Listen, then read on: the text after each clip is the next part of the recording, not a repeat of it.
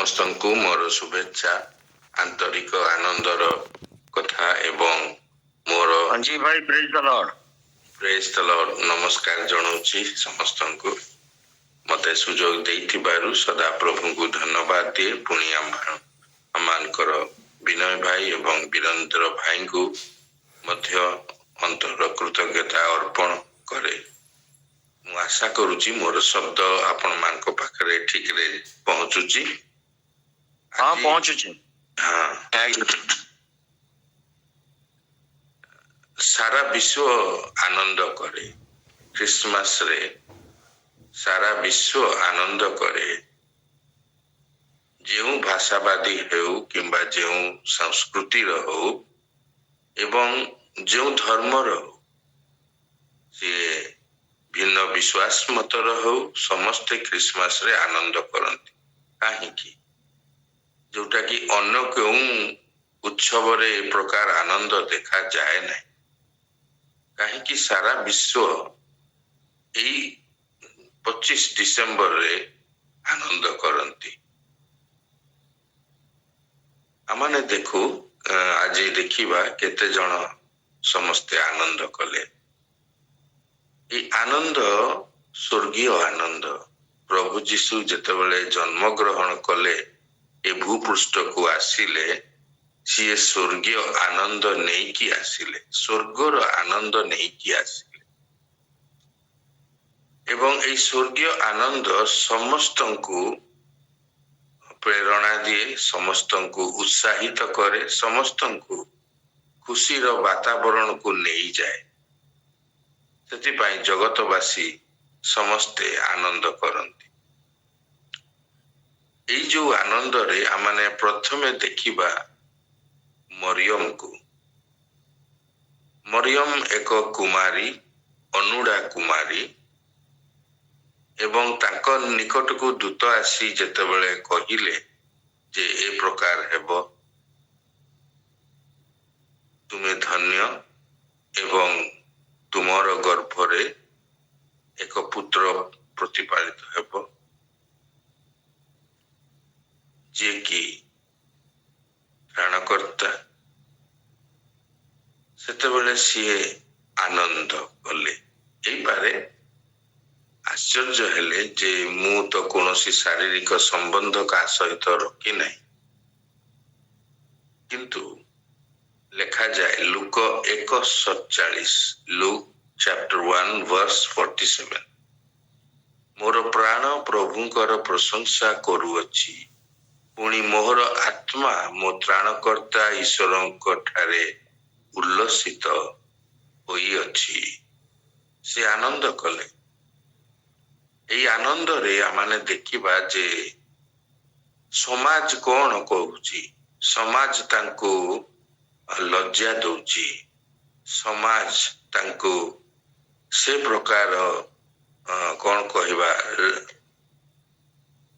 Respect ଦେଉନାହିଁ। କାରଣ ତାଙ୍କର ଯୋଉ ବିବାହ ନିର୍ବନ୍ଧ ହୋଇଛି, ସେ ନିର୍ବନ୍ଧ ସମୟରେ ସେ ଗର୍ଭବତୀ ହେଲେ। ତାହା ଏକ ଅତି କଣ କହିବା ନୀଚ କଥା, ଅତି ଯାହା ସମାଜ ସହଜରେ ଗ୍ରହଣ କରେ ନାହିଁ। କିନ୍ତୁ ସେ ଆନନ୍ଦ କରୁଛନ୍ତି। ଯଦିଓ ଲୋକମାନେ ବା ସମାଜ ତାଙ୍କୁ ଘୃଣା ଦୃଷ୍ଟିରେ, ନୀଚ ଦୃଷ୍ଟିରେ ଦେଖୁଅଛନ୍ତି, ହେଲେ ମଧ୍ୟ ସେ ଉଲ୍ଲସିତ କରୁଛନ୍ତି। ମୁଁ ତ୍ରାଣକର୍ତ୍ତାଙ୍କ ଠାରେ ମୁଁ ଉଲ୍ଲସିତ ହୋଇଅଛି। ସେ ଆନନ୍ଦ କରୁଛନ୍ତି। ଯଦିଓ ମୋର ଏ ପ୍ରକାର ପରିସ୍ଥିତି ଅଛି, ଯୋସେଫଙ୍କ ସହିତ ମୋର ନିର୍ବନ୍ଧ ସ୍ଥିର ହେଇଛି ଏବଂ ମୋର କୌଣସି ତାଙ୍କ ସହିତ ସମ୍ପର୍କ ନାହିଁ, ଆଉ ମୁଁ ଗର୍ଭବତୀ ହୋଇଅଛି ଦୂତଙ୍କର କଥା ଅନୁସାରେ, ସେଥିପାଇଁ ମୁଁ ଆନନ୍ଦ କରୁଛି। ମରିୟମଙ୍କ ବିଷୟରେ ଯଦି ଆମମାନେ ଟିକେ ଗଭୀରତରକୁ ଯିବା, ମରିୟମ ପ୍ରଭୁ ଯୀଶୁଙ୍କୁ ଧାରଣ କରିଛନ୍ତି ଏବଂ ପ୍ରଭୁ ଯୀଶୁ ଯେତେବେଳେ ଜନ୍ମଗ୍ରହଣ କରୁଛନ୍ତି, ସେ ନିଷ୍ପାପ, ସେ ପବିତ୍ର ଏବଂ ସେ ଶାଶ୍ୱତ। କହିବାକୁ ଗଲେ ତାଙ୍କଠାରେ ଲେଶ ମାତ୍ର ପାପ ହିଁ ନାହିଁ। ଦାଉଦ ଲେଖନ୍ତି, ପାପରେ ମୋ ମାତା ମତେ ଗର୍ଭରେ ଧାରଣ କଲେ। ଗୀତ ସଂଗୀତା 51:5, ସାମ୍ 51:5। ଆମ ସମସ୍ତଙ୍କୁ ଆମର ମାତା ଯେତେବେଳେ ଗର୍ଭ ଧାରଣ କଲେ, ଆମମାନେ ପାପୀ ଭାବରେ ଗର୍ଭରେ ଆସିଲୁ। ପ୍ରଥମରେ ଗର୍ଭରେ ତିଆରି ହଉ ହଉ ଆମେ ପାପୀ। ଯଦି ମରିୟମ ସେ ପ୍ରକାର ତାଙ୍କର ମାତାଙ୍କ ଗର୍ଭରେ ତିଆରି ହେଇଥାନ୍ତେ, ତାହେଲେ ଯୀଶୁ ମଧ୍ୟ ପାପୀ ହୋଇଥାନ୍ତେ। ଆଉ ଟିକେ ଚିନ୍ତା କରିବା,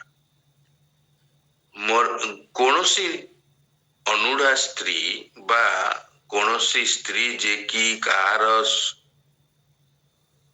ପୁରୁଷ ସମ୍ପର୍କରେ ଆସିନାହିଁ, ସେ ପାପିନୀ ସ୍ତ୍ରୀ। ଦାଉଦଙ୍କ ଭାଷାରେ ମୋର ମାତା ମତେ ପାପରେ ଗର୍ଭରେ ଧାରଣ କଲେ।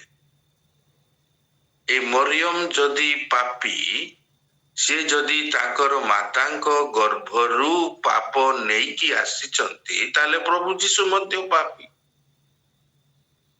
ହେଲେ ପ୍ରଭୁ ଯୀଶୁ କେମିତି ପରିତ୍ରାଣ କରିବେ, କେମିତି ପାପରେ ଆମମାନଙ୍କୁ ଉଦ୍ଧାର କରିବେ, ଯଦି ସେ ନିଜେ ପାପରେ ଜନ୍ମ ହୋଇଛନ୍ତି? ଗବେଷକ ମାନେ ମରିୟମଙ୍କ କବରରୁ ଯୋଉ ହାଡ଼ ବା ଯାହା କିଛି ପାଇଲେ, ସେମାନେ ଗବେଷଣା କଲେ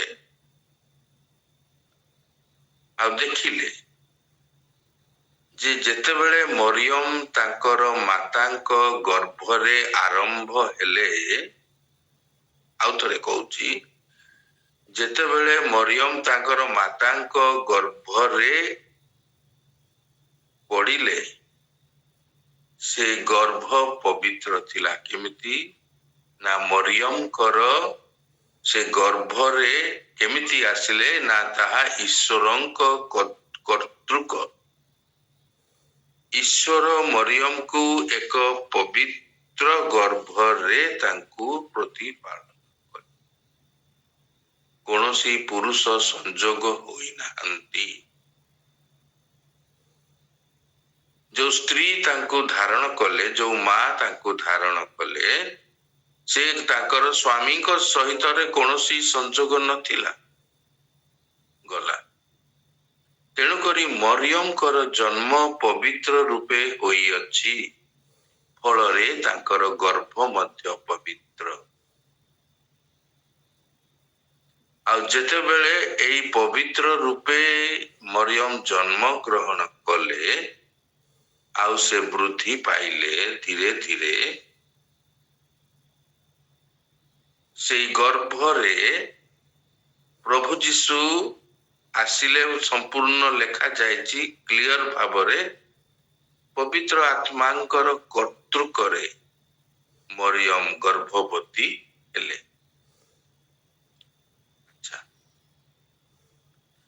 ମରିୟମ ଯୋସେଫଙ୍କର ସହିତ କୌଣସି ଶାରୀରିକ ସମ୍ବନ୍ଧ ନଥିଲା, ସେଥିପାଇଁ ସେ ଦୂତଙ୍କୁ କହିଲେ, ଏଟା କିପରି ସମ୍ଭବ ହେବ?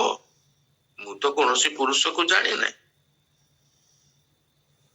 ତ ମରିୟମ ଆଶ୍ଚର୍ଯ୍ୟ ହେବା ସହିତ ସେ ମଧ୍ୟ ବୁଝି ପାରୁନାହାନ୍ତି ଯେ ମୁଁ କି ପ୍ରକାର ଗର୍ଭବତୀ ହେବି। କିନ୍ତୁ ଦୂତ ଯେତେବେଳେ କହିଲେ ଯେ ପରମେଶ୍ୱରଙ୍କର ବା ଆତ୍ମାଙ୍କର କର୍ତ୍ତୃତ୍ୱରେ ଯେତେବେଳେ ତୁମର ଗର୍ଭରେ ପ୍ରଭୁ ଯୀଶୁ ଆସିବେ, ତାହା ସେମିତି ହବ, କୌଣସି ପୁରୁଷର ସଂଯୋଗରେ ହବ ନାହିଁ, ଯାହାକି ସାଧାରଣ ଭାବରେ ହୁଏ। ଏହା ଏକ ଅଲୌକିକ ଭାବରେ ହେବ, ସ୍ୱର୍ଗୀୟ ଭାବରେ ହେବ, ଐଶ୍ୱରିକ ଭାବରେ ହେବ। ତେଣୁକରି ତୁମର କୌଣସି ବ୍ୟସ୍ତ ହେବାର ନାହିଁ, ତୁମେ ଧନ୍ୟ। ଏଇଠି ଆମେ ଦେଖୁଛୁ ଯେ ପ୍ରଭୁ ଯୀଶୁ ଏକ ଗର୍ଭକୁ ଆସିଲେ, ଯୋଉ ଗର୍ଭ କି ପବିତ୍ର ଗର୍ଭ। ଆମେ ଆଉ ଟିକେ ଚିନ୍ତା କଲେ, ଯେତେବେଳେ ଆଦମ ଏବଂ ହବା ପାପ କରିବା ପୂର୍ବରୁ ଏଦନ ଉଦ୍ୟାନରେ ଜୀବନ ଯାପନ କରୁଥିଲେ, ଠିକ ସେ ପ୍ରକାର ସେମାନଙ୍କ ଜୀବନ ପବିତ୍ର, ସେମାନଙ୍କର ଚିନ୍ତାଧାରା ପବିତ୍ର, ସେମାନେ ଈଶ୍ୱରଙ୍କ ଠାରେ ଗୃହୀତ, ଈଶ୍ୱର ସେମାନଙ୍କ ସହିତ ସମ୍ପର୍କରେ ରହୁଥିଲେ। ଏ ପ୍ରକାର ଜୀବନ ଯାପନରେ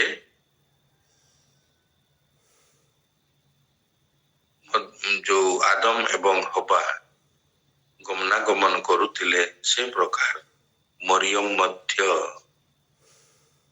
ଏକ ପବିତ୍ର ସ୍ତ୍ରୀ ଭାବରେ ବିନା କୌଣସି ଦାଗ, ବିନା କୌଣସି ଦୋଷ, ବିନା କୌଣସି ପାପରେ ସେ ବୃଦ୍ଧି ପାଇଲେ। ତାଙ୍କର ଗର୍ଭ ପବିତ୍ର ଥିଲା, ତାଙ୍କର ଆଚାର ବ୍ୟବହାର ପବିତ୍ର ଥିଲା, ତାଙ୍କର ଆଚରଣ ସିଦ୍ଧ ଥିଲା, ସେ ଈଶ୍ୱରଙ୍କର ବାଧ୍ୟ ଥିଲେ। ସେଥିପାଇଁ ଈଶ୍ୱର ତାଙ୍କୁ ବାଛିଲେ, ଅନୁଗ୍ରହର ପାତ୍ରୀ କଲେ। ଈଶ୍ୱର ମରିୟମକୁ କାହିଁକି ବାଛିଲେ? ଏହି ସମସ୍ତ କାରଣରୁ ଈଶ୍ୱର ମରିୟମକୁ ବାଛିଲେ, ଯେହେତୁ ଈଶ୍ୱର ତାଙ୍କୁ ଗଢ଼ିଥିଲେ ନିଜ ହସ୍ତରେ, ନିଜର କର୍ତ୍ତୃତ୍ୱରେ ମରିୟମକୁ ସେ ତାଙ୍କର ମାତାଙ୍କ ଗର୍ଭରେ ପବିତ୍ର ରୂପେ ଗଢ଼ିଥିଲେ। ସେଥିପାଇଁ ପ୍ରଭୁ ଯୀଶୁ ଯେତେବେଳେ ତାଙ୍କ ଗର୍ଭରେ ହେଲେ, ସେ ମଧ୍ୟ ପବିତ୍ର। ମରିୟମ ସିଦ୍ଧ ଲୋକ, ମରିୟମ ସରଳ ଲୋକ, ମରିୟମ ପବିତ୍ର ଈଶ୍ୱରଙ୍କର ବାଧ୍ୟ ଲୋକ, ମରିୟମ ନମ୍ର ଲୋକ। ତେବେ ଈଶ୍ୱର ତାଙ୍କୁ ବାଛିଲେ। ତେଣୁକରି ପ୍ରଭୁ ଯୀଶୁଙ୍କର ଗର୍ଭଧାରଣ ପବିତ୍ର ରୂପେ ହେଲା ଏବଂ ପ୍ରଭୁ ଯୀଶୁ ଯେତେବେଳେ ଜନ୍ମ ଗ୍ରହଣ କଲେ, ସେ ପବିତ୍ର ଏବଂ ସାରା ଜଗତର ଆନନ୍ଦର କାରଣ। ଆଉ ଗୋଟେ ଜାଗାକୁ ଯିବା, ମରିୟମଙ୍କ ଭଉଣୀ ଏଲିଜାବେଥ। ମରିୟମ ତ ଉଲ୍ଲସିତ ହେଲେ, ଏଲିଜାବେଥ ମଧ୍ୟ ଆନନ୍ଦ କଲେ। 90 ବର୍ଷର ବୟସରେ ଏଲିଜାବେଥ ଅନେକ କିଛି ଥଟ୍ଟା, ଅନେକ କିଛି ଲଜ୍ଜା ମଧ୍ୟ ସୋସାଇଟିରେ ପାଇଛନ୍ତି। ତାଙ୍କର ସ୍ୱାମୀ ଜିଖର୍ୟ, ସିଏ ମନ୍ଦିରର ଧୂପ ଦିଅନ୍ତି। ତାଙ୍କର ଯେତେବେଳେ ପାଳି ପଡେ ଜେରୁସାଲେମ ମନ୍ଦିରକୁ ଯାଇକି ସେ ଧୂପ ଦିଅନ୍ତି। କୋଉଠି? ମହାପବିତ୍ର ସ୍ଥାନରେ ଧୂପ ଦିଅନ୍ତି। ଆଉ ଧୂପ ଯୋଉ ଦିଅନ୍ତି, ସେ ଧୂପ ସ୍ୱର୍ଗକୁ ଯାଏ, ଈଶ୍ୱର ଆଘ୍ରାଣ କରନ୍ତି ଏବଂ ଖୁସି ହୁଅନ୍ତି। ତାପରେ ବଳିଦାନଟା ହୁଏ, ଯୋଉ ବଳି ଈଶ୍ୱର ଗ୍ରହଣ କରନ୍ତି। ବଳି ଗ୍ରହଣ କରିବା ପୂର୍ବରୁ ଯୋଉ ଧୂପ ଦିଆଯାଏ ଈଶ୍ୱରଙ୍କର ଉପାସନା କରିବା ପାଇଁ, ଈଶ୍ୱରଙ୍କୁ ନିମନ୍ତ୍ରଣ କରିବା ପାଇଁ, ତାହା ଜିଖର୍ୟ ତାଙ୍କର ଯେତେବେଳେ ପାଳି ପଡେ ସେ ଜେରୁସାଲେମ ମନ୍ଦିରକୁ ଯାଇକିରି ତାହା କରନ୍ତି। ସେ ଜଣେ ଯାଜକ। এই ଯାଜକ ମାନଙ୍କର ପାଳି ପାଳି କରିକି ସେଇ ମନ୍ଦିରରେ ଧୂପ ଦବାର ପାଳି ହେଇଥାଏ, ସ୍ଥିରୀକୃତ ହେଇଥାଏ ପୂର୍ବରୁ। ମହାଯାଜକ ତାହା ସ୍ଥିର କରନ୍ତି, ମନ୍ଦିରର ମହାଯାଜକ ତାହା ସ୍ଥିର କରନ୍ତି। 90 ବର୍ଷ ପର୍ଯ୍ୟନ୍ତ ଏଲିଜାବେଥଙ୍କର କୌଣସି ସନ୍ତାନ ନାହିଁ। ଆପଣ ଭାବନ୍ତୁ କି ପ୍ରକାର ଲଜ୍ଜା ସେ ପାଉଛନ୍ତି। ଧାର୍ମିକ ବା ପବିତ୍ର ଯାଜକ ବର୍ଗରୁ ତାର ସ୍ୱାମୀଟା ଧୂପ ଦଉଛି, ତାର ପିଲା ଛୁଆ ନାହିଁ, କେମିତି ଏଟା କଥା? ଗୋଟେ ସ୍ତ୍ରୀ ସେଇ ସମୟରେ ଯଦି ସନ୍ତାନ ପ୍ରସବ କରିପାରୁନାହିଁ, ବହୁତ ଲଜ୍ଜାଜନକ କଥା। ଲୋକମାନେ ତାଙ୍କୁ ଘୃଣା ଦୃଷ୍ଟିରେ ଏବଂ ତାକୁ ନିମ୍ନ ସ୍ତରରେ ଦେଖୁ, କିନ୍ତୁ ଏଇଥିରେ ଏଲିଜାବେଥ କେବେ ବି ଦୁଃଖ କରିନାହାନ୍ତି, କେବେ ବି ବଚସା କରିନାହାନ୍ତି, କେବେ ବି ଈଶ୍ୱରଙ୍କ ଠାରେ କୌଣସି କଥା କହିନାହାନ୍ତି, ହେ ପ୍ରଭୁ ମୋର କି ଜୀବନ, ମତେ ଲୋକମାନେ ଏପରି କହୁଛନ୍ତି। ସେ ଈଶ୍ୱରଙ୍କର ଦୃଷ୍ଟିରେ ସିଦ୍ଧ ଥିଲେ। ତାଙ୍କର ସ୍ୱାମୀ ମନ୍ଦିରରେ ସେ ଧୂପ ଦଉଥିଲେ। ଯେତେବେଳେ ଦୂତଙ୍କର ସମ୍ଭାଷଣ ହେଲା, ଦୂତ ଆସି ଜିଖରିୟଙ୍କୁ କହିଲେ, ଏ ପ୍ରକାର ତୁମେ ସ୍ତ୍ରୀ ଗର୍ଭ ଧାରଣ କରିବ। ସେଥିରେ ଏଲିଜାବେଥ ହସିଲେ। ଏବେ ମୁଁ ଗର୍ଭ ଧାରଣ କରିବି? ଏତେ ବର୍ଷରେ, ଏ ବୟସରେ କିଏ ଗର୍ଭ ଧାରଣ କରନ୍ତି ନାହିଁ। ସେ ଦୂତଙ୍କର ସମ୍ଭାଷଣକୁ ସେ କଣ କଲେ ନା ଥଟ୍ଟା କଲେ ବା ଲାଇଟଲି ନେଲେ ବା ସେଥିରେ ବିଶ୍ୱାସ କଲେ। ସେଥିପାଇଁ 9 ମାସ କାଳ ତାଙ୍କର ସ୍ୱାମୀ ଜିଖରିୟ ମୂକ ହେଇ କଥା କହିପାରେ। ତେବେ ସେ ଯାହା ହଉ, ଈଶ୍ୱରଙ୍କର ଆଶ୍ଚର୍ଯ୍ୟ କର୍ମ ଏଲିଜାବେଥଙ୍କ ଜୀବନରେ ହେଲା। ତାଙ୍କର ଯେତେବେଳେ ତାଙ୍କ ଗର୍ଭରେ 6 ମାସ ଯୌବନ ଡୁବକ ତିଆରି ହଉଛନ୍ତି, 6 ମାସ ବେଳକୁ ମରିୟମ ତାଙ୍କ ଭଉଣୀଙ୍କ ପାଖକୁ ଗଲେ ଦେଖା କରିବା ପାଇଁ। କାହାକୁ କହିବେ?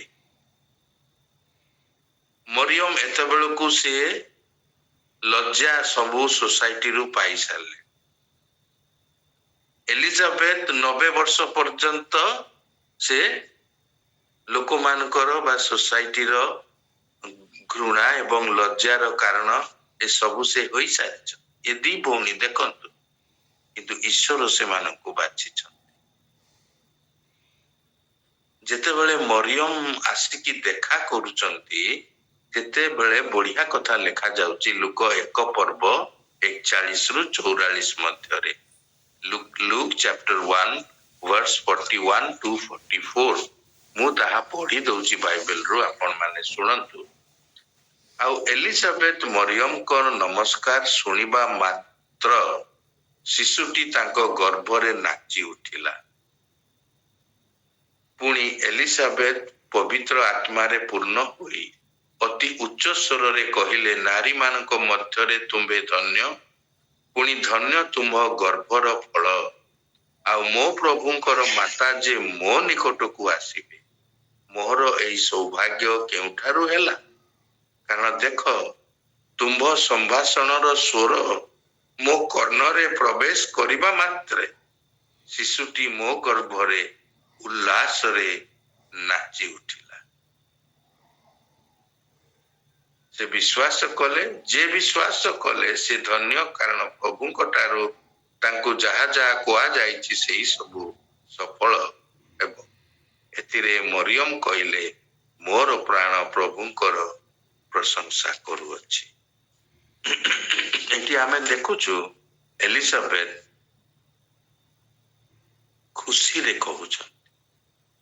ମରିୟମକୁ ଦେଖିଲା ପରେ ତାଙ୍କ ଗର୍ଭରେ ଯୌବନ ଡୁବକ ନାଚି ଉଠୁଛନ୍ତି। ମରିୟମଙ୍କର ସମ୍ଭାଷଣରେ, ନମସ୍କାରରେ, ଦିଦି ନମସ୍କାର, ମୁଁ ଆସିଛି, ମୋର ଏମିତି ହେଇଛି। ଏଲିଜାବେଥଙ୍କର ଗର୍ଭରେ ଯୌବନ ଡୁବକ ନାଚୁଛନ୍ତି। ଏଥିରେ ଏଲିଜାବେଥ ଖୁସି ହଉଛନ୍ତି, ଆନନ୍ଦ ପାଉଛନ୍ତି ଯେ ମୋର ଏଇ ଭଉଣୀଟି ତାର ଶବ୍ଦ ଶୁଣିକିରି ମୋର ଗର୍ଭର ଫଳ ସେ ଖୁସିରେ ନାଚୁଛି। ତ ଆମେ ଏଇଠି ଦେଖିଲୁ ଦୁଇଟି ଭଉଣୀ, ସେମାନଙ୍କର ଜୀବନ ପବିତ୍ର, ସେମାନଙ୍କର ଜୀବନ ନମ୍ର, ସେମାନଙ୍କ ଜୀବନ ସରଳ, ଅତି ଥଟ୍ଟା ତାମସାରେ ମଧ୍ୟ ସେମାନେ ଈଶ୍ୱରଙ୍କ ଠାରେ କୌଣସି ପାପ କରିନାହାନ୍ତି। ସେମାନେ ସିଦ୍ଧ। ସେଥିପାଇଁ ଈଶ୍ୱର ଏଇ ଦୁଇ ଭଉଣୀକୁ ବାଛିଲେ ଆଉ ସେମାନେ ଆନନ୍ଦ କଲେ। ମରିୟମ ଆନନ୍ଦ କଲେ, ଏଲିଜାବେଥ ଆନନ୍ଦ କଲେ। ଆଉ ଟିକେ ଆଗକୁ ଯିବା।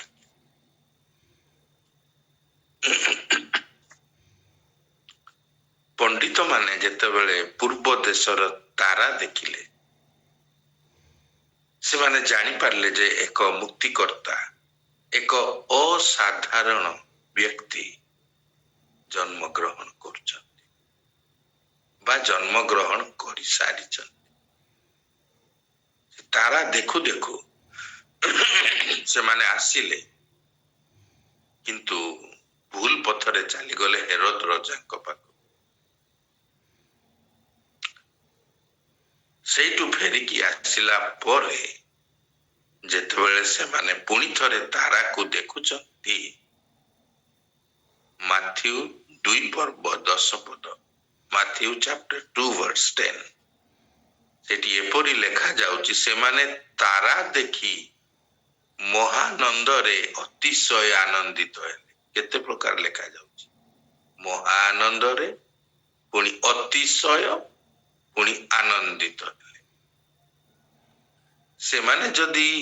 ସେମାନେ ପଣ୍ଡିତ ଲୋକ, କିନ୍ତୁ ସେମାନେ ବୁଝିପାରିଲେ ନାହିଁ ଯେ ରାଜା ମାନଙ୍କର ରାଜା ସେ ରାଜା ପ୍ରାସାଦରେ ଜନ୍ମ ଗ୍ରହଣ ନ କରି ସେ ଏକ ଗୁହାଳ ଘରେ ଜନ୍ମ ହେବେ, ଏଟା ସେମାନେ ବୁଝିପାରିଲେ। କାରଣ ତାହା ଐଶ୍ୱରିକ ଯୋଜନା। ତାରାଟା ଠିକ ଜାଣିପାରିଲେ, କିନ୍ତୁ କେଉଁ ସ୍ଥାନରେ ସେଟା ବୁଝିପାରିଲେ ନାହିଁ। ଯଦିଓ ସେମାନେ ଜ୍ଞାନରେ ପୂର୍ଣ୍ଣ, ପଣ୍ଡିତ, ବିଚକ୍ଷଣ, ବୁଝିପାରିଲେ। ଯେତେବେଳେ ହେରୋଦ ରାଜାଙ୍କ ପାଖରୁ ଫେରୁଛନ୍ତି ଆଉ ତାରାକୁ ଆଉ ଥରେ ଦେଖିଲେ,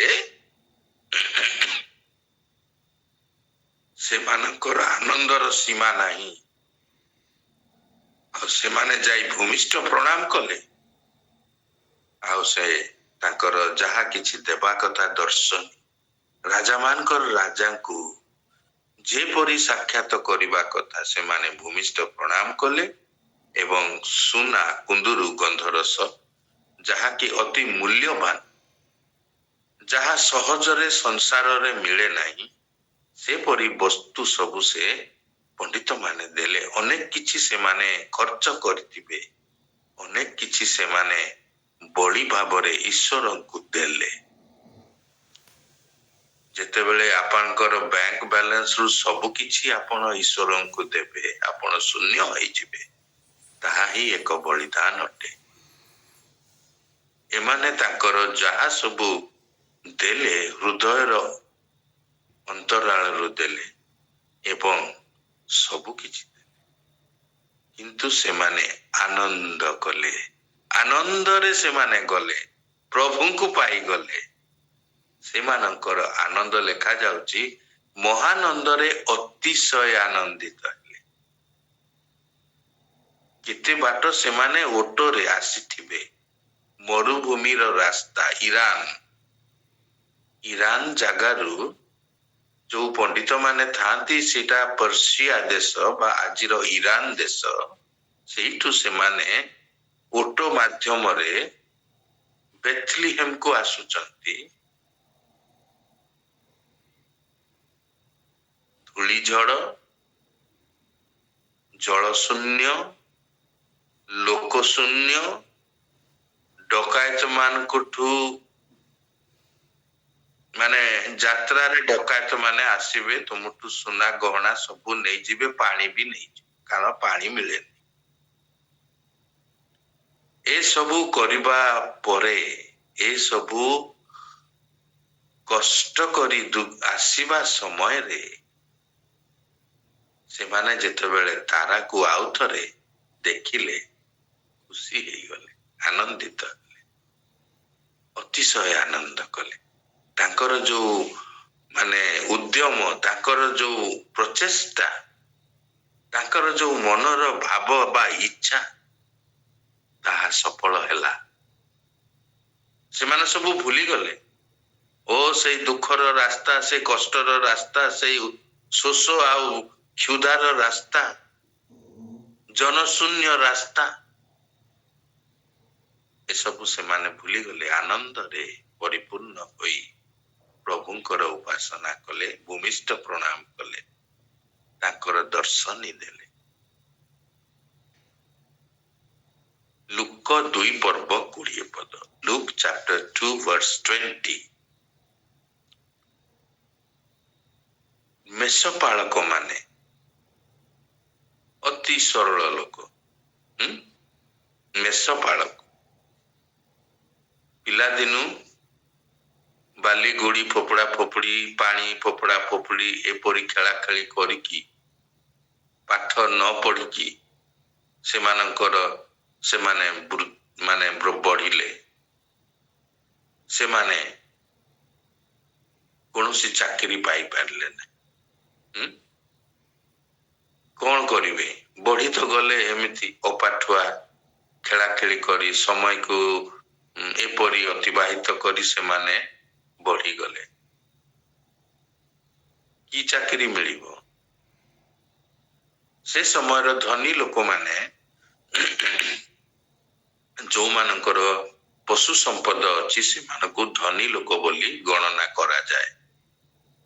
ଆଜିକାଲି କେମିତି ଗଣନା କରାଯାଏ? ହଁ, ମୋର ବ୍ୟାଙ୍କ ବାଲାନ୍ସରେ 1,00,00,000 ଟଙ୍କା ଅଛି, ମୋର 3ଟା ଘର ଅଛି, ମୋ ପୁଅର 2ଟା ଗାଡି ଅଛି, ହେଲେ ମୁଁ ଧନୀ ଲୋକ ଆଜିର ସଂସାରରେ। କିନ୍ତୁ ସେ ସମୟର ସଂସାରରେ ଯାହାର ପଶୁ ସମ୍ପଦ ଅଛି, 100 ମେଣ୍ଢା ଅଛି, 100 ଛେଳି ଅଛି, ବହୁତ ଓଟ ଅଛି, ଗର୍ଦ୍ଧ ବି ଅଛି, ଗର୍ଦ୍ଧ ଅଛି।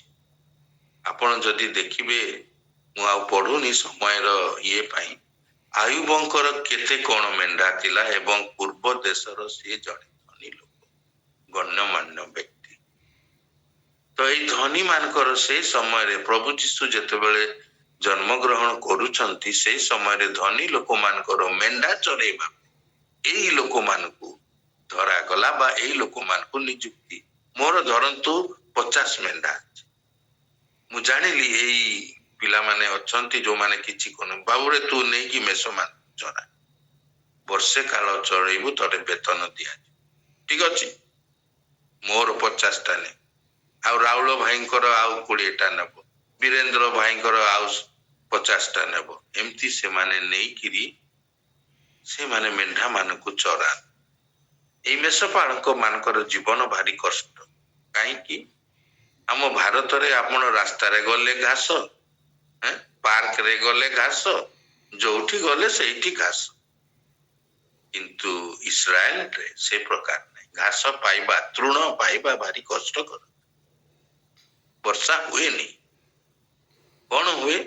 ଆକାଶର ଶିଶିର ବହୁତ ପଡେ। ମରୁଭୂମିରେ ଶିଶିର ବହୁତ ରାତିରେ ପଡିବ।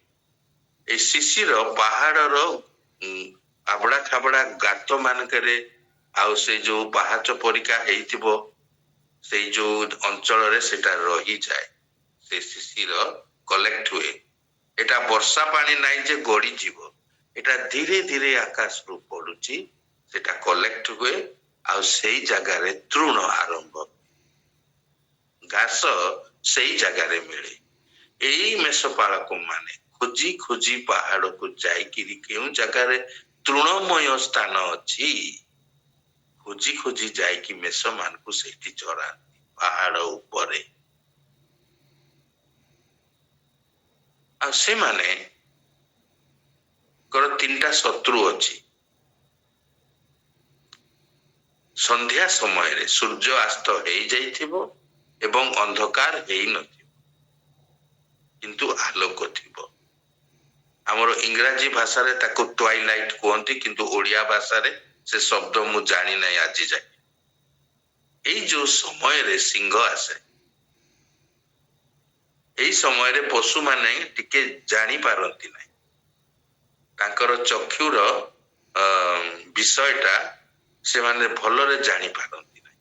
ଅନ୍ଧକାର ହେଲେ ଜାଣିପାରିବେ, ପୁରା ଦିନ ହେଲେ ଜାଣିପାରିବେ, କିନ୍ତୁ ଏଇ ଯୋଉ ଟ୍ୱାଇଲାଇଟ ଜୋନରେ ସେମାନେ ଭଲ ଭାବରେ ବୁଝିପାରନ୍ତି ନାହିଁ, ଦେଖନ୍ତି କିନ୍ତୁ ଜାଣିପାରନ୍ତି ନାହିଁ।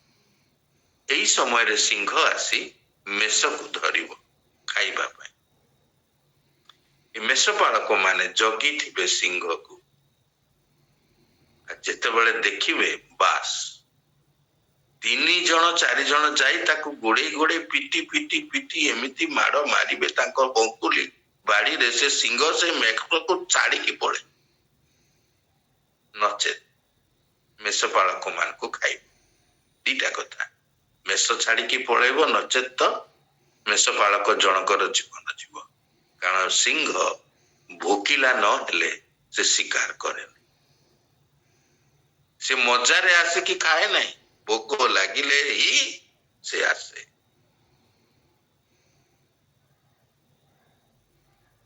ଦ୍ୱିତୀୟ ଶତ୍ରୁ ହଉଛି ଅନ୍ଧକାର ଶିଆଳ, ଫକ୍ସ। ଏ ଶିଆଳର ବହୁତ କଣ ବାଳ ଅଛି, ତାର ରୁମ ବହୁତ ଅଛି। ତେଣୁକରି ଅନ୍ଧକାରରେ ଆସିଲେ କୋଉଟା ମେଷ ଆଉ କୋଉଟା ଶିଆଳ ଗୋଟେ ମଣିଷ ବୁଝିପାରିବ ଅନ୍ଧକାର। କିନ୍ତୁ ଏ ମେଷପାଳକ ମାନେ ଶୀତ ରାତିରେ ଅନ୍ଧକାରରେ କାକର ପଡୁଥିବା ସମୟ ଜଗିଛନ୍ତି ଏଇ ଲୋକଟା। ଶିଆଳ କଣ କରିବ ନା ମେଣ୍ଢା ମାନଙ୍କୁ ନବ ନାହିଁ, ସେ ଖୋଜିବ କୋଉଠି ଛୋଟ ମେଷ ଛୁଆ ଅଛି, ତାକୁ ସେ ଧରିପାରିବ। ସିଂହ ବଡ ମେଷକୁ ଧରିବ, ଶିଆଳ ଛୁଆ ମେଷକୁ ଧରିବ। ଅନ୍ଧକାର ରାତିରେ, ଅନ୍ଧକାର ରାତିରେ ସେ ଭଲ ଦେଖିପାରେ। ଈଶ୍ୱର ସେମିତି ସୃଷ୍ଟି କରିଛନ୍ତି ପଶୁମାନଙ୍କୁ, ଅନ୍ଧକାରରେ ସେମାନେ ଦେଖିପାରିବେ, ଆମେ ଦେଖିପାରିବୁ। ଏ ମେଷପାଳକ ମାନେ ଜାଣିପାରିବେ ଯେ ଶିଆଳ ଆସିଲା। ଶିଆଳ କଣ କରିବ ନା ଏଇ ତଣ୍ଟି, ଏଇ ବେକ ପାଖରେ ସେ ଛୋଟ ମେଷକୁ ଏମିତି କି ଧରିଦବ ଯେ ସେ ଆଉ କଥା କହିପାରେ, ମେ କରିପାରିବ ନାହିଁ, ଧରିକି ସେ ଯାଉଥିବ।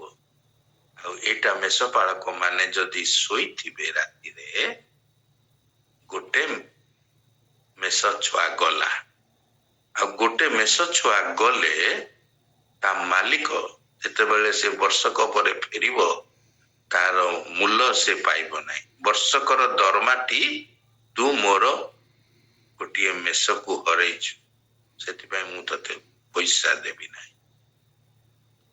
ସେ ଯାହା ହେଉ, ଏମାନେ ସେଥିପାଇଁ ରାତି ସାରା ଶୁଅନ୍ତି ନାହିଁ, ଏ ଶିଆଳକୁ ଜଗିଥାନ୍ତି। କାରଣ ସେ ଆସିବ ଆଉ ମେଷ ଛୁଆକୁ ନେବ। ଯାଇକିରି ସେମାନେ ତାକୁ ଏମିତି ମାଡ ମାରନ୍ତି ଯେ ମେଷ ଛୁଆ ତା ପାଟିରୁ ଗଳି ପଡେ। ଆଉ ସେ ଶିଆଳ କେଁ କେଁ ହେଇକି ଦୌଡ଼ିବ ପୁରା। ସକାଳ କଥା, ସୂର୍ଯ୍ୟ ଉଦୟ ହେଇନାହାନ୍ତି, ଅନ୍ଧକାର ଅପସରି ସରି ଯାଉଛି। ଏଇ ଯୋଉ ଟ୍ୱାଇଲାଇଟ, ସକାଳର ଟ୍ୱାଇଲାଇଟ ରେ କିଏ ଆସିବ? ଭାଲୁ ଆସିବ। ଏଇ ଭୋର ଭୋର ସମୟରେ ସେ ମହୁମାଛିକୁ ବସାକୁ ଯାଇ ମହୁ ଖାଏ। କାରଣ ମହୁମାଛି ସାଙ୍ଗେ ସାଙ୍ଗେ ପଳାନ୍ତି ମହୁ ସଂଗ୍ରହ କରିବାକୁ। ଏଇ ସକାଳ ସମୟ ଦୂର ଦୂରାନ୍ତ ଯାଇକି ଫୁଲରୁ ସେମାନେ ରସ ନେଇକିରି ପୁଣି ଫେରନ୍ତି ତାଙ୍କ ବସାକୁ, ଯୋଉଠି ମହୁ ହଉଛି, ରାଣୀ ମହୁମାଛି ଅଛି।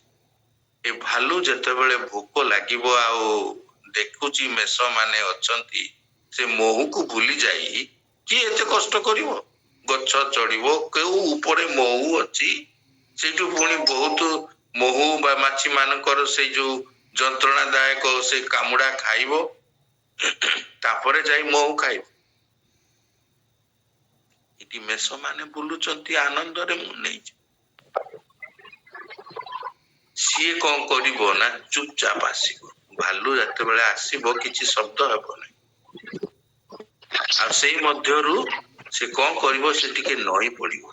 ଡେଙ୍ଗା ହେଲେ ଦେଖାଯିବ କଳା ବାଳୁ, ମେଷ ମାନେ ଧଳା। ଇଆଡେ ଭୋର ଭୋର ସମୟ, ସେ ଭାବୁଥିବ, କଣ ଭାବୁଥିବ, ଏ ମେଷ ପାଳକ ମାନେ ରାତିରେ ଜଗିଥିବେ, ସକାଳକୁ ଥଣ୍ଡା ଥଣ୍ଡା ଲାଗିବ, ଟିକେ ଶୋଇ ପଡିବ, ସେଇଟା ହିଁ ମୋର ସମୟ। ସେ ଯାଇକି ମେଷକୁ ଧରିବ। କେମିତି ଧରିବ? ମେଷକୁ ଏମିତି କୁଣ୍ଢେଇ ପକେଇବ। ଭାଲୁର କୁଣ୍ଡା ଆପଣ ମରିଯିବେ। ଭାଲୁ ଯଦି ଆପଣଙ୍କୁ କୁଣ୍ଡେଇଛି ଆପଣ ମରିବା ସୁନିଶ୍ଚିତ। ଏତେ ଜୋର ସେ ଦାବି ଦବ ସେ ମେଷ ମରିଯିବ ବା ମେଷ ପାଟି କରିପାରିବ ନାହିଁ।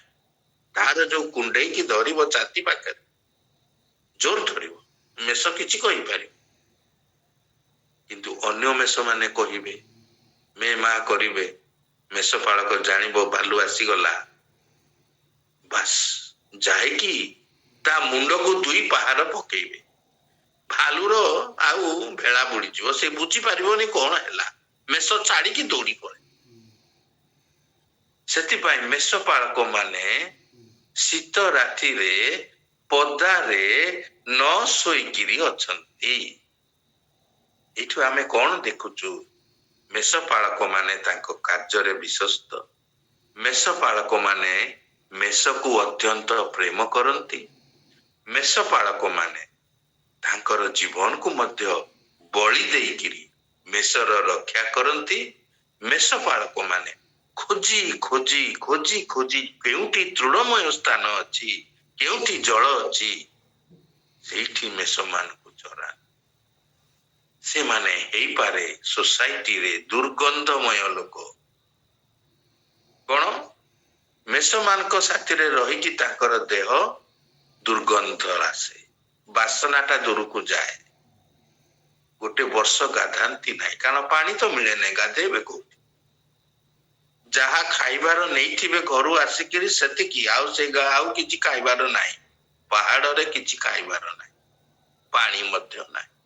କେଉଁଠି ଯଦି ଝରଣା ଥିବ, ଆମ ଇଣ୍ଡିଆ ପରିକା ଯୋଉଠି ଦେଖିଲେ ନଈ, ଯୋଉଠି ଦେଖିଲେ ଝରଣା, ଯୋଉଠି ଦେଖିଲେ ନାଳ, ସବୁଆଡେ ଜଳ। କିନ୍ତୁ ଇସ୍ରାଏଲରେ ସେମିତି ନାହିଁ। ଏ ସବୁ ଅବସ୍ଥାରେ ଭୋକ ଶୋଷରେ ରାତି ଉଜାଗର ହୋଇ ମେଷ ଜଗନ୍ତି। ଏମାନେ ପବିତ୍ର, ସରଳ, ଅପାଠୁଆ, କାମରେ ବିଶ୍ୱସ୍ତ, ମେଷମାନଙ୍କୁ ପ୍ରେମ କରନ୍ତି, ତାଙ୍କ ପାଇଁ ନିଜ ପ୍ରାଣକୁ ଉତ୍ସର୍ଗ କରିପାରନ୍ତି। ଆଉ ଯେତେବେଳେ ମେଷଟା ହଜିଯାଏ, ସେତେବେଳେ ଖୋଜି ଖୋଜି କୁଆଡେ କୁଆଡେ ବୁଲନ୍ତି। ପ୍ରତ୍ୟେକ ମେଷକୁ ନାଁ ଧରି ଡାକନ୍ତି। ସେମାନେ ନାଁ ଧରି ଡାକନ୍ତି, ପ୍ରତ୍ୟେକ ମେଷକୁ ଚିହ୍ନନ୍ତି। ଗୋଟେ ମେଷ ଯଦି ହଜିଗଲା, ସେମାନେ ଦେଖିଲେ ମୋର ଗୋଟେ ମେଷ ନାହିଁ।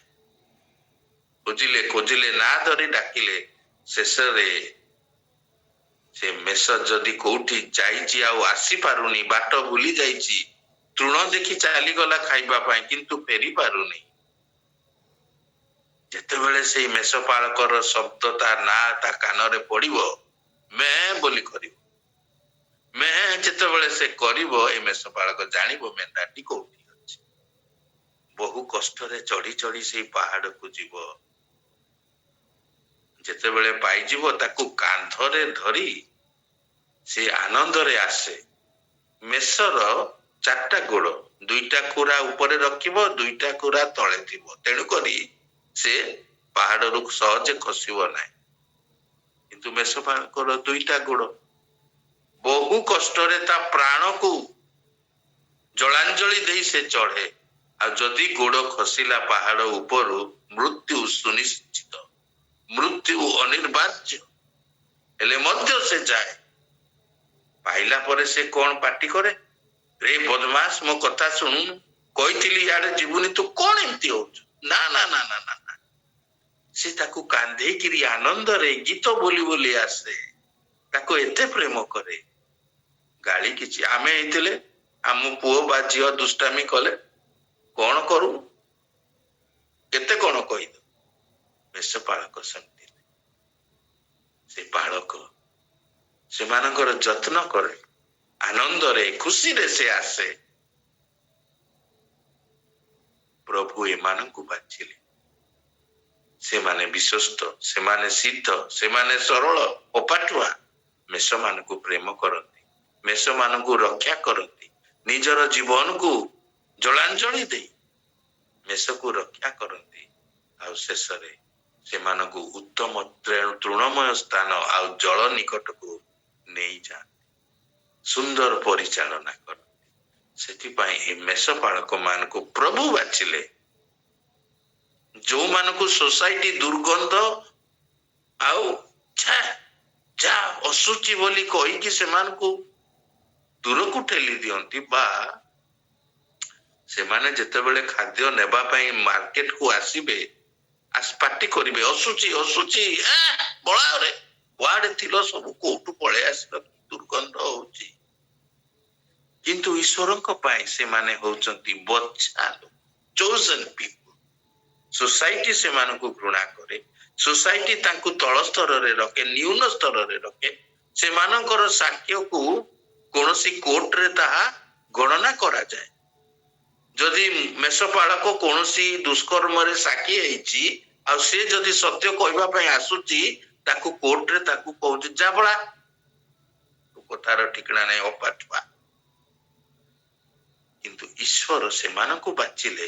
ପ୍ରଥମ ମଙ୍ଗଳଦାୟକ ସୁସମାଚାର ସେମାନେ ଯାଇ ଲୋକମାନଙ୍କୁ ଶୁଣେଇଲେ।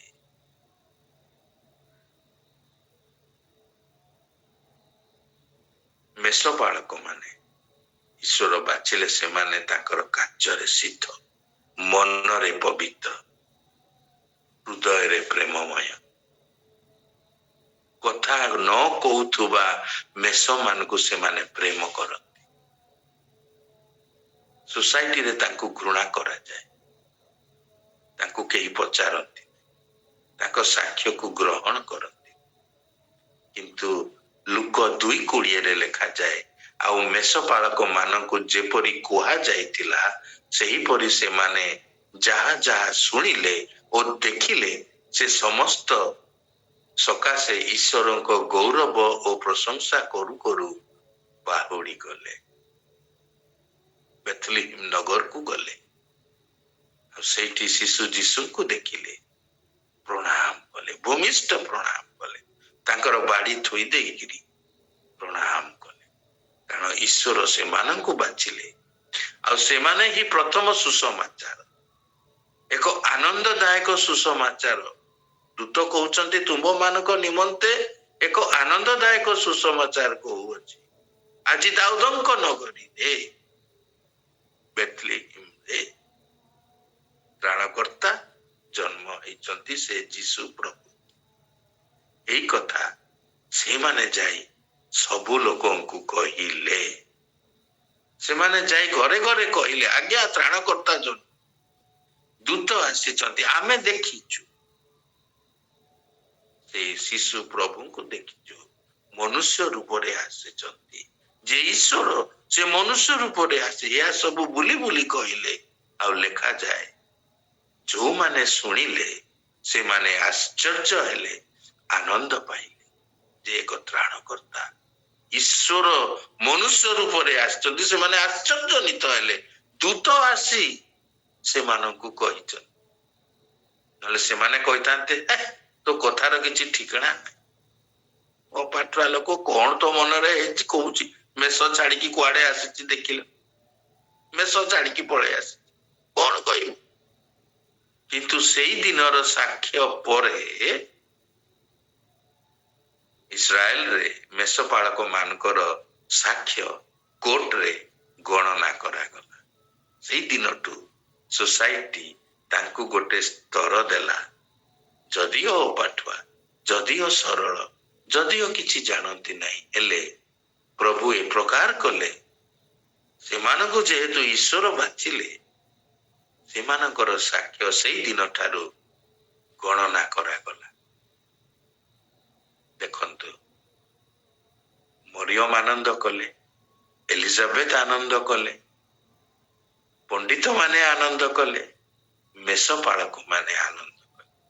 ଶେଷରେ ଲେଖାଯାଏ, ଲୁକ 2:13, ଲୁକ୍ ଚାପ୍ଟର 2:13, ଅକସ୍ମାତ୍ ସେହି ଦୂତଙ୍କ ସାଙ୍ଗରେ ସ୍ୱର୍ଗୀୟ ବାହିନୀର ଗୋଟିଏ ବୃହତ ଦଳ ଉପସ୍ଥିତ ହୋଇ ଈଶ୍ୱରଙ୍କ ସ୍ତବଗାନ କରୁ କରୁ କହିଲେ, ଊର୍ଦ୍ଧ୍ୱ ଲୋକରେ ଈଶ୍ୱରଙ୍କ ମହିମା, ପୁଣି ପୃଥିବୀରେ ତାଙ୍କ ସନ୍ତୋଷ ପାତ୍ର ମନୁଷ୍ୟମାନଙ୍କ ମଧ୍ୟରେ ଶାନ୍ତି। ସ୍ୱର୍ଗରେ ଆନନ୍ଦ ହଉଛି, ଦୂତ ମାନେ ଆନନ୍ଦ କରୁଛନ୍ତି। क्रिसमस रे आनंदर कथा अछि कारण यह एक स्वर्गीय आनंद मेषपालक माने देखुचंती आकाश रे सेई स्वर्गीय आनंद रे दूत माने गीत गाइले प्रशंसा कले तन्मध्यरु गोटे दूत आसी तांको संभाषण करिसाल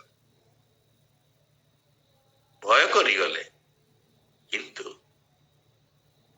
ए समस्ते आनंद कले मरियम आनंद कले एलिजाबेथ आनंद कले मरियम लोकमानकर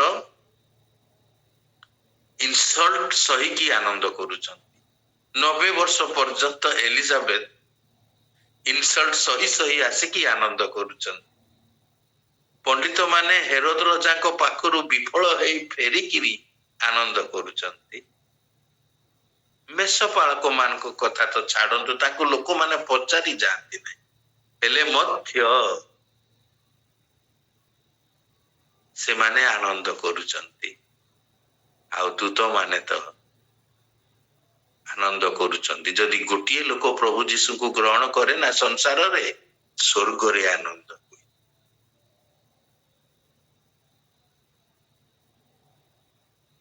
आज मु की प्रकार आनंद करूची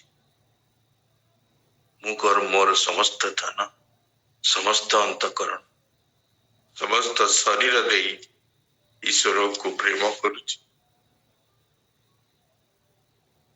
मते लोक माने जहा कहंतु मते लोक माने जेपरी मते थट्टा करंतु तामसा करंतु हेले भी मु कोन ईश्वरंकर ठारे आनंद करूची की ए पारे जाकुब लेखन्ति जेतेबेले तुमको लोक माने भिन्न भिन्न कथा कहंती तुमको अश्लील भाषा रे गाली दियंती आनंद कर से दिन मेषपालक माने आनंद कले दूत माने आनंद कले आज क्रिसमस रे मु की प्रकार आनंद करूची प्रभु को पाई मु केमिति आनंद करूची से दिन सिंहासन रे बसिथिबे प्रभु जीशु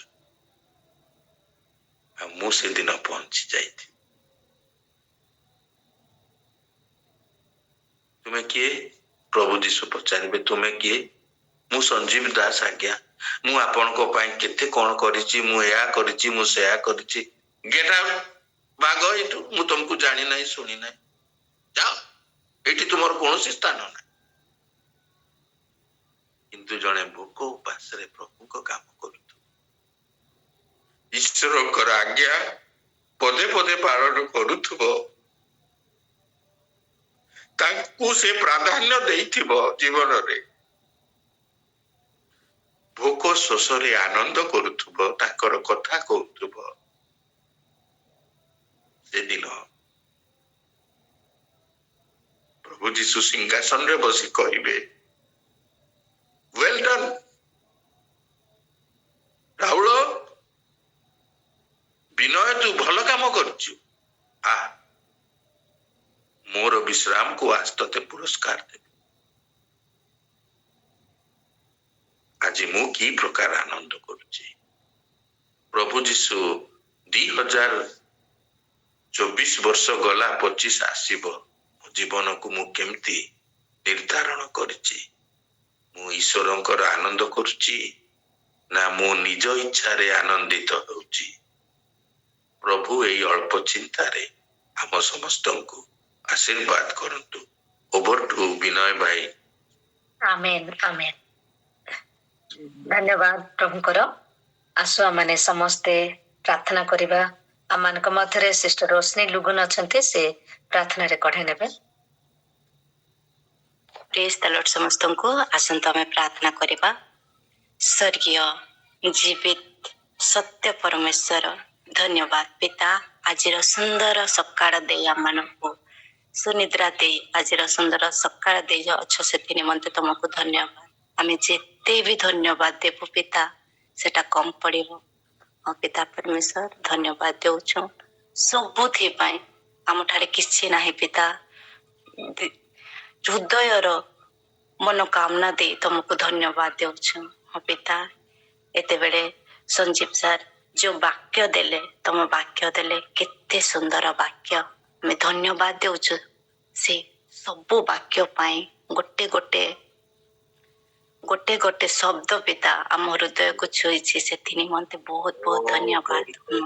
ଏଇ ସଂସାରରେ ତମେ ଆସିଲ, ସ୍ୱର୍ଗୀୟ ଆନନ୍ଦ ନେଇକି ଆସିଲ। ହଁ ପିତା, ଆମେ ବି ସ୍ୱର୍ଗୀୟ ଆନନ୍ଦରେ ଆନନ୍ଦିତ ହଉ ସଦା ସର୍ବଦା ପିତା ପରମେଶ୍ୱର।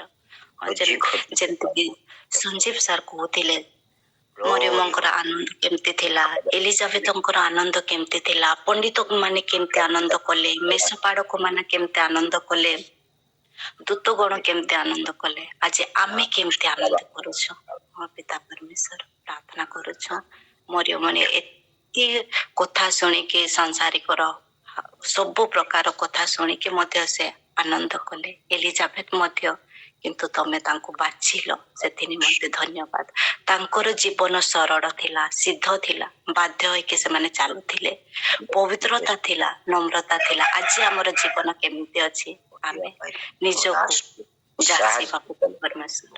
ହଁ ପିତା ପରମେଶ୍ୱର, ସୁନ୍ଦର ବାକ୍ୟ ଦେଇଛ, ସେଥି ନିମନ୍ତେ ଧନ୍ୟବାଦ। ହଁ, ଆଜ୍ଞା ପାଳନ କରୁ କରୁ ଆମର ଜୀବନ ଏମିତି ବିତି ଯାଉ। ଆମେ ଯେତେ ବି ଜୀବନ ବ୍ୟତୀତ କରିଛୁ ପିତା ପରମେଶ୍ୱର, କି ଜାଣେ ଆମ ଇଚ୍ଛାରେ, ଆମ ଆନନ୍ଦରେ ଆମେ ଚାଲିଛୁ, ଆମେ କ୍ଷମା ଚାହୁଁଛୁ ପିତା ପରମେଶ୍ୱର। ଆଜିଠୁ, ଏବେଠୁ ପିତା ପରମେଶ୍ୱର, ତମ ଆନନ୍ଦରେ, ତମ ସ୍ୱର୍ଗୀୟ ଆନନ୍ଦରେ ଆମେ ଆନନ୍ଦିତ ହେବା ପାଇଁ ଚାହୁଁଛୁ ପିତା। ଆଜିଠାରୁ ପବିତ୍ର ଆତ୍ମା ଆମମାନଙ୍କୁ ସହାୟତା କର କି ଆମେ ସ୍ୱର୍ଗୀୟ ଆନନ୍ଦରେ ସଦା ସର୍ବଦା ଆମେ ଖୁସି ହେଇ, ସମସ୍ତଙ୍କୁ ଖୁସି କରି ଆମେ ଚାଲିବା। ହଁ ପିତା ପରମେଶ୍ୱର, ଧନ୍ୟବାଦ। ସୁନ୍ଦର ବାକ୍ୟ ଦେଲ, ବହୁତ ବହୁତ ଧନ୍ୟବାଦ। ସଞ୍ଜୀବ ସାରଙ୍କୁ ବି ତମ ହାତରେ ରଖୁଛୁ। ହଁ ପିତା, ତାଙ୍କୁ ବୁଦ୍ଧି ଜ୍ଞାନ ଦେଇଛ, ବହୁତ ଧନ୍ୟବାଦ। ତାଙ୍କର ପରିବାର ଯେତେ ସଦସ୍ୟ ଅଛନ୍ତି ପିତା ପରମେଶ୍ୱର, ସମସ୍ତଙ୍କୁ ପିତା ଭଲ ଭାବରେ ରଖିଛ, ସକୁଶଳରେ ରଖିଛ ପିତା ପରମେଶ୍ୱର, ସେଥି ନିମନ୍ତେ ଧନ୍ୟବାଦ। ଆହୁରି ଆହୁରି ସେ ପିତା ବୁଦ୍ଧି ଜ୍ଞାନ ଆତ୍ମାରେ ପରିପୂର୍ଣ୍ଣ କରିଛ, ସେଥି ନିମନ୍ତେ ଧନ୍ୟବାଦ। ଆହୁରି ଆହୁରି ଆଗାମୀ ଦିନରେ ସେ ସୁନ୍ଦର, ତମ ସୁନ୍ଦର ବାକ୍ୟ ଦେଇ ଆମମାନଙ୍କୁ ଦେଇପାରିବେ ପିତା, ଏହି ଆମେ ଆଶା ନିବେଦନ କରୁଛୁ। ତାଙ୍କର ହେଲ୍ଥ ପାଇଁ ଆଉ ପରିବାର ଯେତେ ବି ଯାହା ବି ସମସ୍ୟା ଅଛି, ଈଶ୍ୱର ନାମରେ, ଯୀଶୁ ଖ୍ରୀଷ୍ଟଙ୍କ ରକ୍ତରେ ସବୁ ସମସ୍ୟା ଠିକ ହେଇଯାଉ ବୋଲି ଆମେ କାମନା କରୁଛୁ। ସୁନ୍ଦର ବାକ୍ୟ ଦେଲ, ପୁଣି ଥରେ ଆମେ ସମସ୍ତେ ତମ ହାତରେ ସମର୍ପିତ ହୋଇ ପିତା ପରମେଶ୍ୱର, ସଞ୍ଜୀବ ସାରଙ୍କୁ ବି ତମ ହାତରେ ସମର୍ପିତ କରି ପିତା, ଏହି ଛୋଟିଆ ନିବେଦନ ଆମ ଉଦ୍ଧାରକର୍ତ୍ତା 2024 ବର୍ଷେ ଜନ୍ମ କରି ସାରିଛନ୍ତି, ସେ ଉଦ୍ଧାରକର୍ତ୍ତା ଯୀଶୁଙ୍କ ନାମରେ ମାଗିଛୁ, ଶୁଣ ଏବଂ ଗ୍ରହଣ କର। ଆମିନ। ଆମେନ, ଆମେନ। ବହୁତ ବହୁତ ଧନ୍ୟବାଦ। ଆଉ ଆମମାନଙ୍କୁ ଆଜି ସୁନ୍ଦର ଭାବରେ ପ୍ରାର୍ଥନାରେ ତୋଳି ଧରି ଅଛନ୍ତି ସିଷ୍ଟର ରୋଶନୀ। ବହୁଳ ବହୁଳ ଆଶୀର୍ବାଦ କରନ୍ତୁ ପ୍ରଭୁ ଆପଣଙ୍କୁ, ଏବଂ ବିଶେଷ ଧନ୍ୟବାଦ ପ୍ରଭୁଙ୍କ ଠାରେ।